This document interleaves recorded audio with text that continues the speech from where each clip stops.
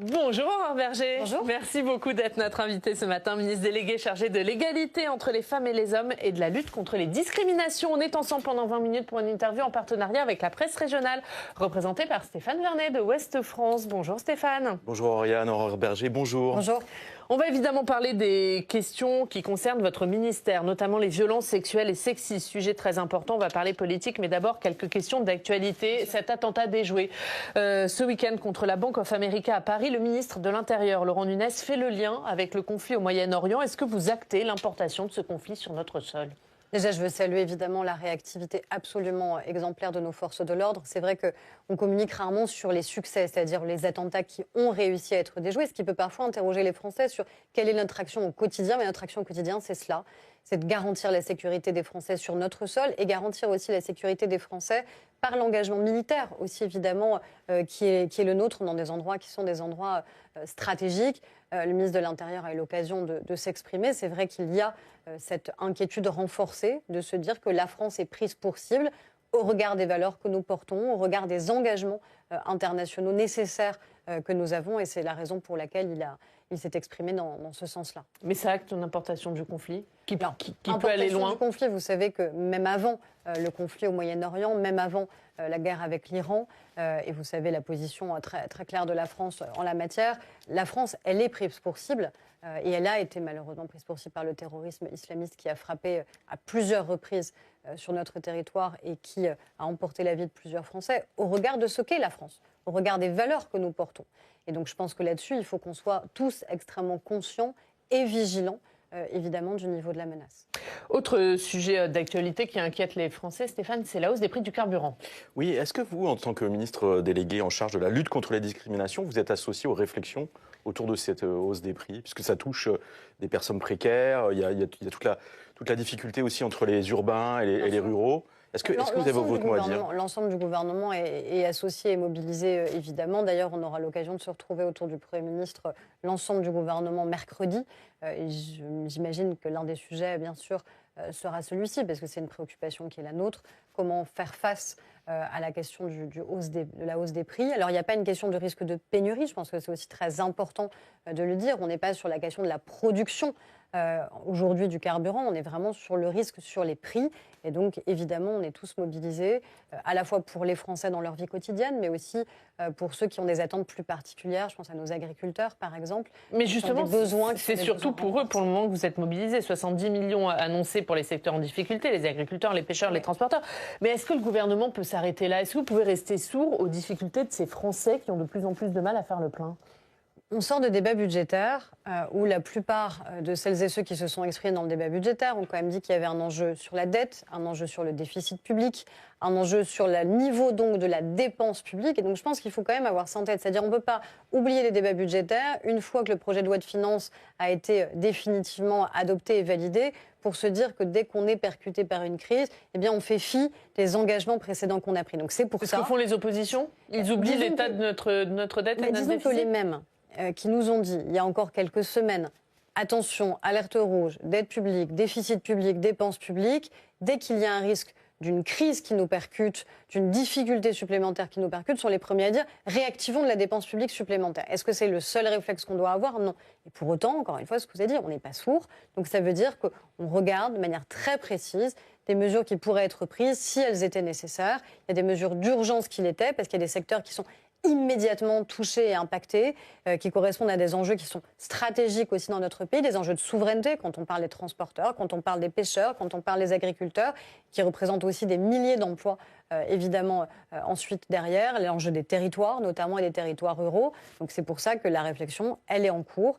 Et je veux aussi rassurer les Français, encore une fois, il n'y a pas un enjeu sur le volume, sur la production, il y a un enjeu sur les prix, on en est conscient et on sera... Mais ça veut dire que ça pourrait ne pas s'arrêter là ? Il pourrait y avoir, dans les jours qui viennent, des mesures pour d'autres catégories de Français, pour les Français, pour les particuliers, pour les Français les plus précaires. Le gouvernement y réfléchit, mais le gouvernement est attentif sur la question, encore une fois, de la dépense publique, parce qu'on n'a pas oublié...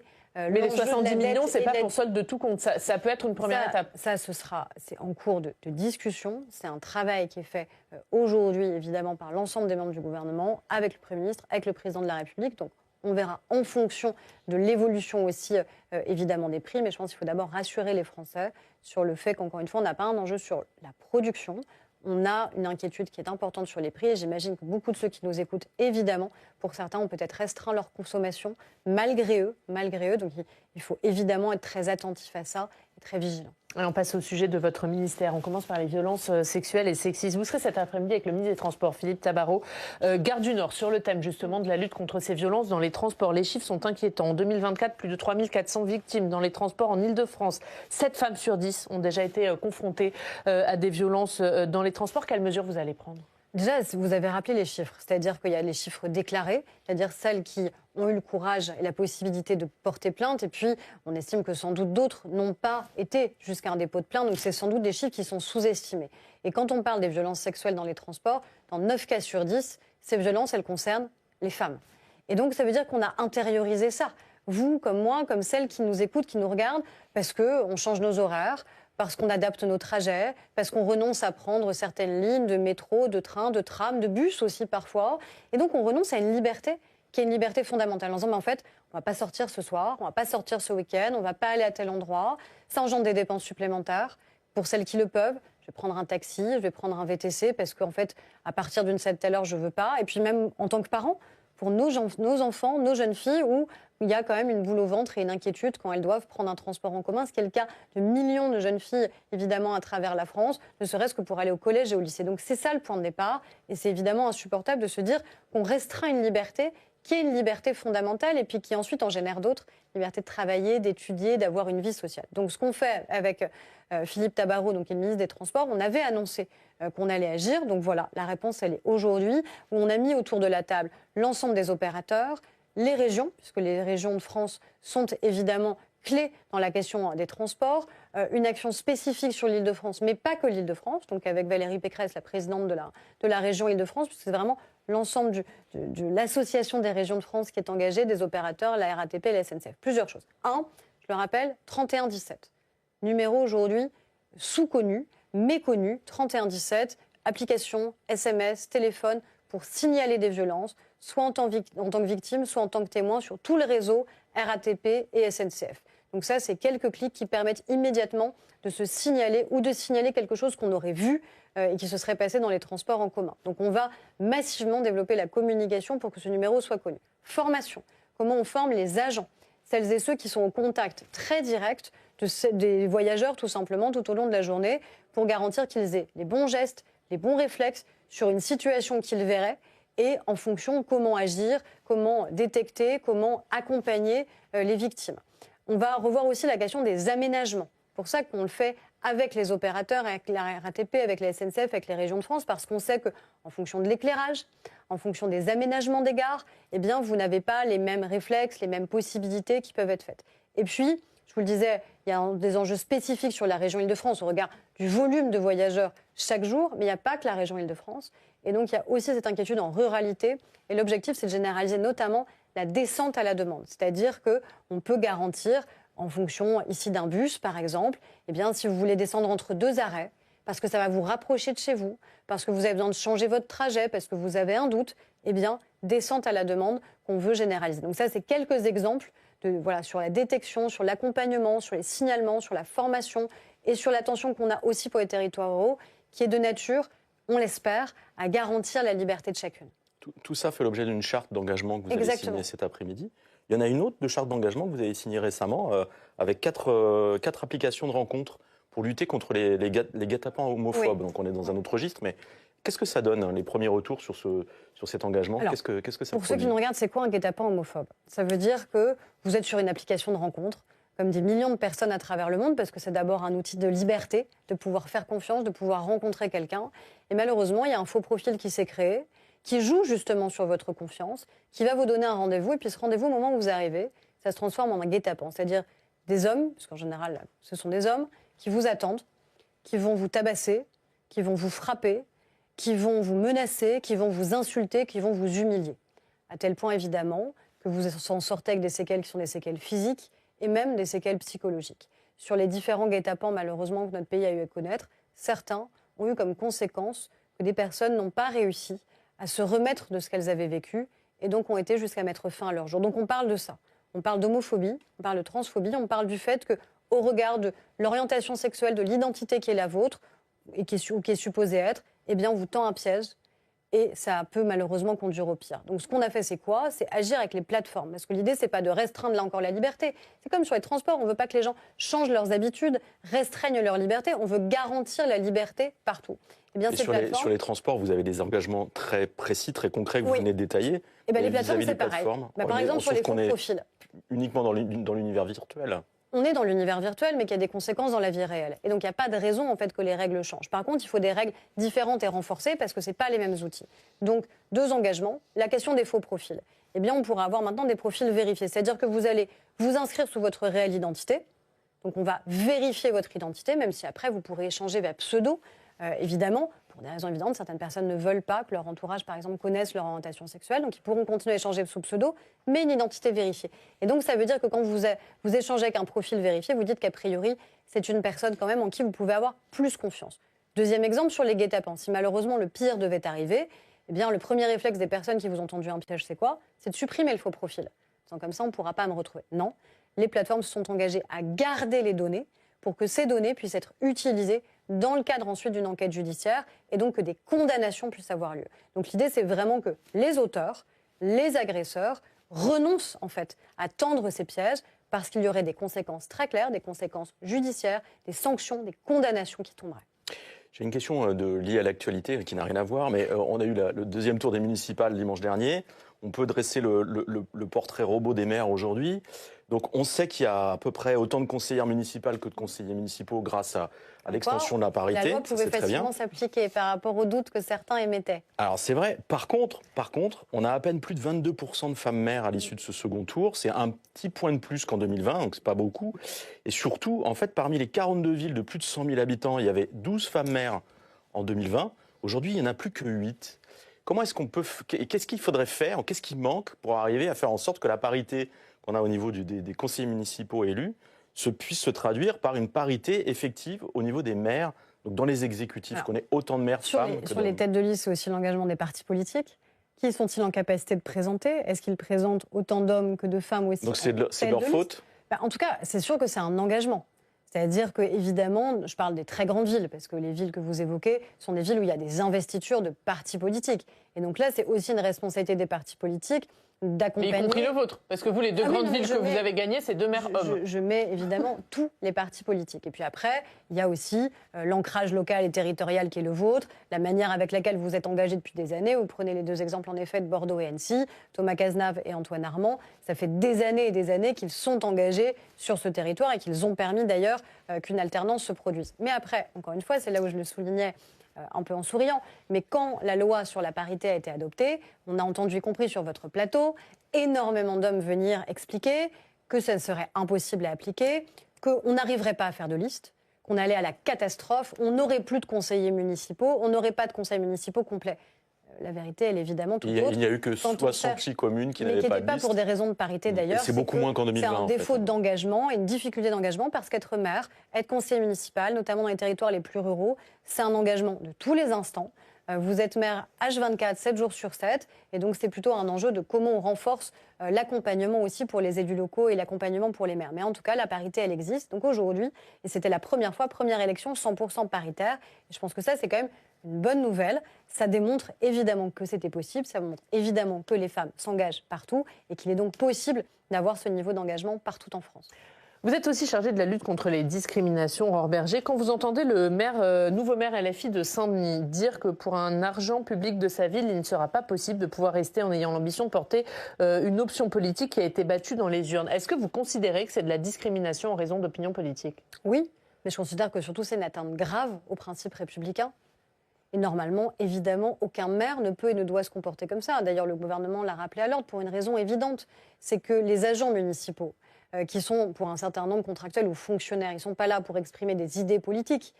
Ils sont là tout simplement pour servir les Français, servir les Françaises. Et donc, se dire qu'en fonction d'opinions politiques, ils seraient limogés du jour au lendemain, parce qu'en fait, c'est ça. C'est de se dire qu'on va limoger du jour au lendemain des hommes et des femmes. Pourquoi ? parce qu'ils auraient servi sous une municipalité précédente, parce qu'ils seraient devenus du jour au lendemain incompétents, qu'il y ait des choix sur un cabinet, c'est-à-dire ceux qui vous entourent pour faire de la politique. Ça, c'est évidemment logique et absolument légitime, et tout le monde le comprend. Mais sur celles et ceux qui servent la République, je crois que là, on... Et qu'est-ce que vous allez faire en tant que ministre chargé de la lutte contre les discriminations ? On l'a rappelé à l'ordre, y compris le ministre de la fonction publique, parce que, de toute façon, ce ne sont pas les règles de notre État de droit, ce ne sont pas les règles de la République de limoger quelqu'un à raison de ses opinions politiques alors qu'il sert, que ce soit la République, que ce soit l'État, que ce soit l'hôpital public, que ce soit les collectivités territoriales. Et donc je pense, et ça démontre aussi ce qui se passerait si de telles personnes arrivaient à des responsabilités de nature différente. C'est-à-dire que là, on parle de municipalité. Aujourd'hui, on a quand même le risque dans notre pays d'avoir un second tour qui pourrait se jouer entre le Rassemblement national d'un côté et la France insoumise de l'autre. Est-ce que ce sont ces valeurs qu'on a envie de voir être mises au premier plan dans notre pays? Je ne crois pas. Et ça, c'est notre responsabilité aussi de garantir qu'il y ait un autre choix pour les Français en 2027 qu'uniquement cette option, espèce de tenaille identitaire entre la France insoumise et le Rassemblement national.